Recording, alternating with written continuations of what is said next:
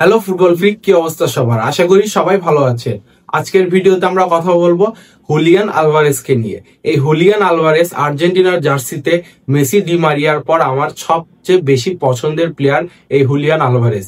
তো এই Julian Alvarez Atletico মাদ্রিদে আসার পর অ্যাথলেটিকো মাদ্রিদের খেলা দেখার পর সবাই বলতে শুরু করেছেন যে তিনি অনেক বড় একটি ভুল সিদ্ধান্ত নিয়েছে, এবং তার অনেক আশেপাশের কলিগ এবং তার অনেক ফ্রেন্ড সার্কেলে অনেকেই দাবি করেছেন যে জুলিয়ান আলভারেজও নিজেও খুব একটি সন্তুষ্ট নয় এই অ্যাথলেটিকো মাদ্রিদের পারফরমেন্সে। অর্থাৎ তিনি কিন্তু তার পারফরমেন্স সবসময় ভালোই রেখেছেন। তিনি কিন্তু অ্যাথলেটিকো মাদ্রিদের জার্সিতে প্রথম সিজনে 30টি গোল করেছেন, যেটি কিনা লা লিগার মতো একটি লিগে করা অনেক টাফ। তো এই 30 গোল করার পরেও কিন্তু অ্যাথলেটিকো মাদ্রিদের হয়ে তিনি কিন্তু কোনো ট্রফি জিততে পারেনি, না কোপা দেল রে, না লা লিগা, চ্যাম্পিয়ন্স লিগ তো অনেক দূরের বিষয়।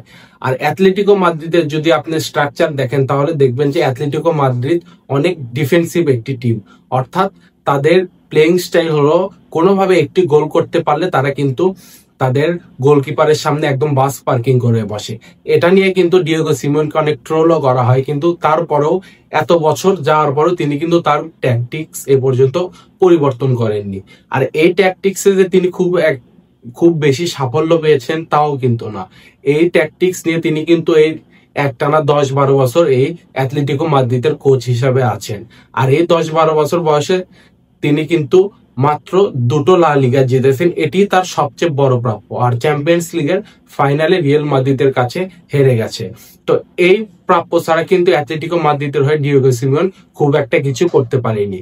তো আলভারেজ যখন আসলো সবাই ভাবতে শুরু করলো যে এবার হয়তো অ্যাথলেটিকো মাদ্রিদ ঘুরে দাঁড়াবে, অ্যাথলেটিকো মাদ্রিদ হয়তো অ্যাটাকিং মাইন্ডেড ফুটবল খেলা শুরু করবে। তবে আলভারেজ আসার পরেও তারা কিন্তু অ্যাটাকিং মাইন্ডেড তো অনেক দূরে থাকলো, তারা আরো ডিফেন্সিভ ফুটবল খেলা শুরু করলো, যার ফলে তারা কোন ট্রফি তো দূরে থাকলো, এবারে সিজনে কিন্তু প্রথম ম্যাচই তারা হেরে বসেছে।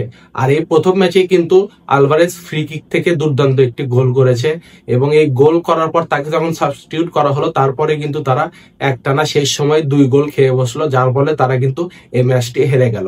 আর সেই সময় আলভারেজের বসে থাকা অবস্থায় তার চেহারার মুভমেন্ট দেখলে বোঝা যাচ্ছিল যে তিনি খুব একটা সন্তুষ্ট নয় এই টিম নিয়ে। আর আলভারেজের মতো একজন ভার্সেটাইল প্লেয়ার, যিনি কিনা সেন্টার অ্যাটাকিং মিডফিল্ডও খেলতে পারে, রাইট উইং লেফট উইংও খেলতে পারে, আবার স্ট্রাইকার পজিশনও খেলতে পারে, এবং দুর্দান্ত গোল করতে পারে, ফ্রি কিক গোল করতে পারে, পেনাল্টি গোল করতে পারে, সবই পারে, এমন একজন কমপ্লিট প্লেয়ারের কিন্তু এই 25 বছর বয়সে তার প্রাইম টাইমে এই অ্যাথলেটিকো মাদ্রিদে আসা একদম ওয়েস্ট আমি মনে করি। কেননা এই ক্লাবে তিনি খুব একটা বেশি ট্রফি জেতার সম্ভাবনা নেই বললে চলে। তিনি হয়তো কোপা দেল রে জিততে পারেন অ্যাথলেটিকো মাদ্রিদের হয়ে, আবার সর্বোচ্চ হলে তিনি হয়তো লা লিগে জিততে পারেন, তবে চ্যাম্পিয়ন্স লিগে কিন্তু এই অ্যাথলেটিকো মাদ্রিদের হয়ে তিনি আমার মনে হয় না কখনোই জিততে পারবেন। তবে ম্যানচেস্টার সিটি যখন আলভারেজকে বিক্রি করে দেয় তখন কিন্তু আলভারেজের হাতে খুব একটা ভালো অপশন ছিল না। ওই সময় শোনা যাচ্ছিল বায়ার্ন মিউনিখের সাথে তার রিউমারের কথা, কিন্তু বায়ার্ন মিউনিখ কিন্তু ততদিনে হ্যারি কেনকে সাইন করে নিয়েছিল। আর চেলসির সাথেও তার একটি রিউমারের কথা শোনা যাচ্ছিল, তবে চেলসিতে তখন খুব বাজে অবস্থা ছিল, যার ফলে জুলিয়ান আলভারেজ চেলসিতে অ্যাথলেটিকো মাদ্রিদকে বেশি প্রেফার করেছে। আর চেলসি তখন কিন্তু নিয়মিত চ্যাম্পিয়ন্স লিগও খেলতো না। তবে তিনি যদি চাইতেন হয়তো আর্সেনাল ডিলটা হলে, তিনি যদি আর্সেনালে যেতে পারতেন তাহলে আর্সেনাল টিমের জন্য অনেক ভালো হতো, এবং তার জন্য তার ট্রফি জেতার জন্য এটি অনেক বড় একটি সুযোগ ছিল।